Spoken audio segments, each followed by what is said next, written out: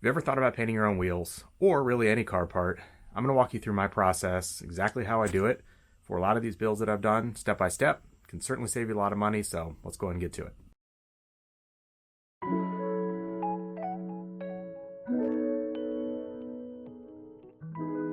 Okay, so today I'm going to walk you through how to paint these wheels.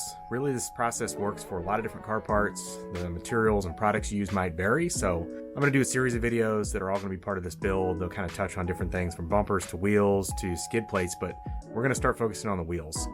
I've set up a space here to do this. We'll talk products, and then we'll just go ahead and get to it. But like I said, I'm going to take you through step by step, allow you to see the process, talk about which products I purchased. That way you can go out and get these yourself.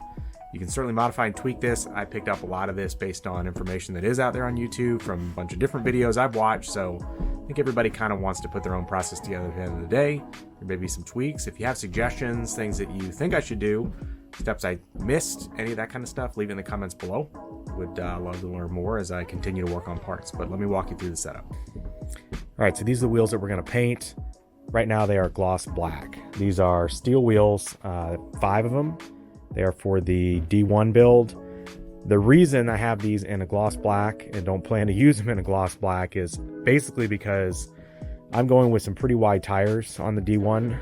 It's going to be a 285, 75, 16. In order to accommodate that tire, you really need a 7.5 to 9 inch wheel.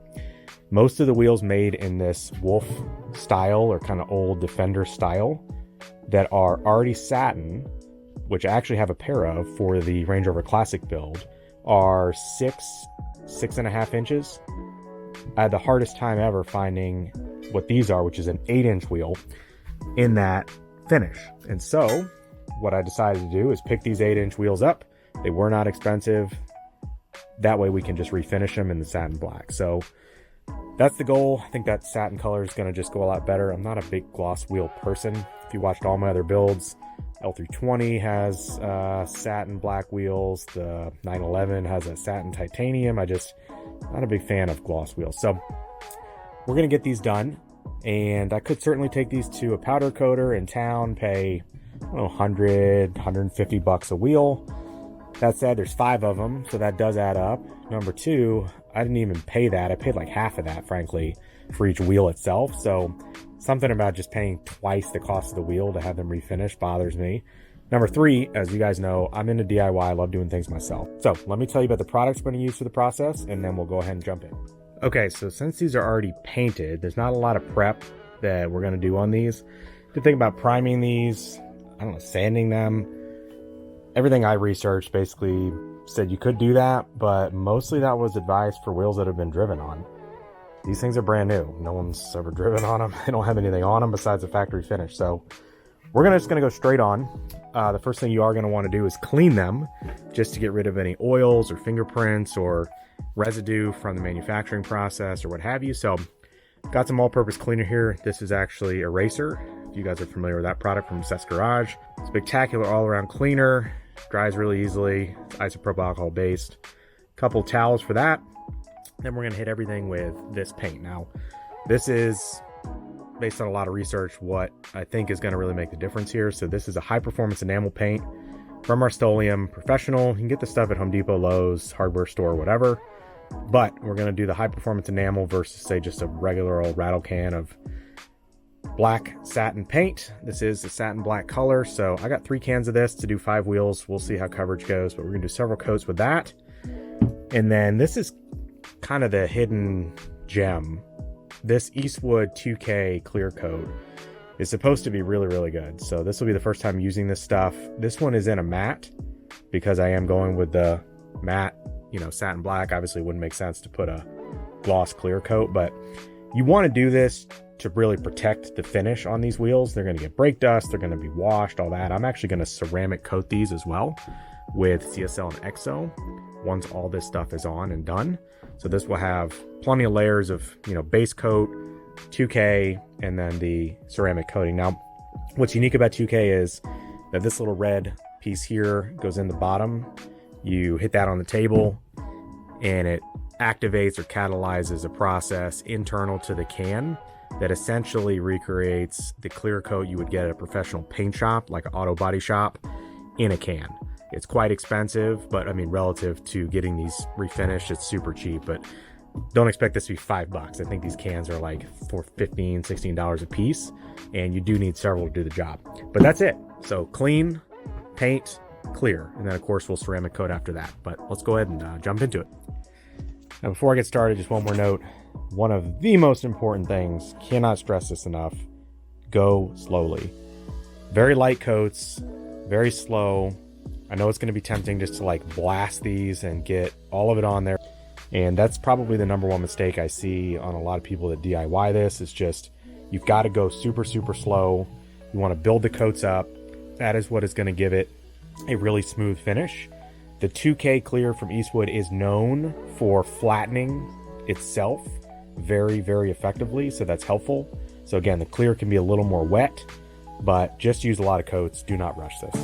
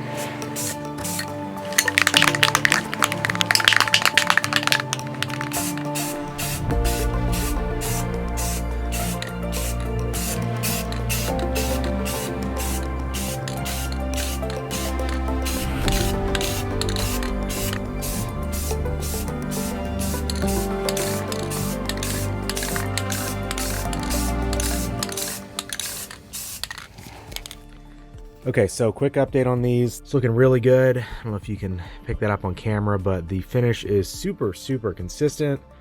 Very, very smooth. Really, really looking good. So very pleased with that. For reference, went ahead and brought this up. This is the 6.5 by 16 I mentioned that I got for the Range Rover Classic build, the 89. Just as a point of comparison, so these are factory finished in the satin black. Obviously you can see that. This is our DIY finished. So keep in mind, this does not have any clear. So you can see this has just like the slightest bit of sheen.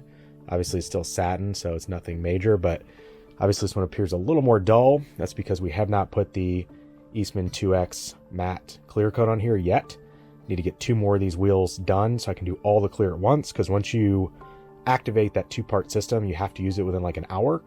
But I would say that is pretty close, considering the overall investment on this was very minimal in terms of supplies. I think that's going to be an awesome solution to get the satin look we're going for, but in the 8-inch wheel we need for the 285/75 33s that we are going to run on the D1. So let's finish up the next 2 wheels, then I will walk you through the clear coat process. All right, so now that all this is done, they're looking really, really good. The last and final step is going to be to apply the Eastwood 2K clear coat. So again, we're doing this one in a matte finish. You definitely want to do this with proper respiration. It's got some pretty nasty chemicals. That's part of what makes it so good, frankly, is that it is like professional grade. But basically what you're going to do is you're going to take this can, you're going to remove this red piece from the top, you're going to insert it in the bottom, you're going to push that down, and that's going to activate the 2-part system. You shake for 2 minutes before you do that, you shake for 2 minutes after you do that, and then they say that the life of this is 48 hours. I've got all 5 of these set up here on the table, as you can see, because I want to hit all 5 within an hour or 2 max, so that this doesn't just sit and kind of change consistency or start to spurt or sputter or cause, you know, issues. I want this to come out as smooth as possible. So we're going to wait until we've got an opportune time to do this, which we'll have here in a moment, and get masked up and get this going, and that'll be it. And then these things will be done. We'll let them cure overnight, and they'll be ready for the new tires we purchased, the 285/75 16 BF Goodrich all-terrains, to get mounted and balanced. Then we'll get the suspension on the D1, and then we'll be in business. So here we go.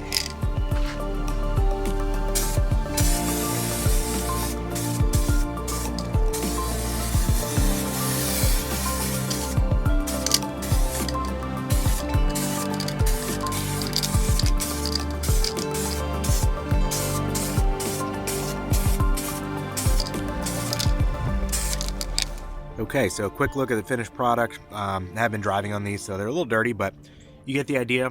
Mounted on these 33s, these turned out really, really well. So again, if you're looking for a way to do this, not spend a whole bunch of money, get a very nice outcome. Hopefully you found the video helpful. If you have tips, tricks, things I missed, feel free to leave a comment. Also, please subscribe. This is one of many projects I have going for the D1, as well as some Range Rover Classic projects and other things, Porsche. So thanks for tuning in, and see you on the next one.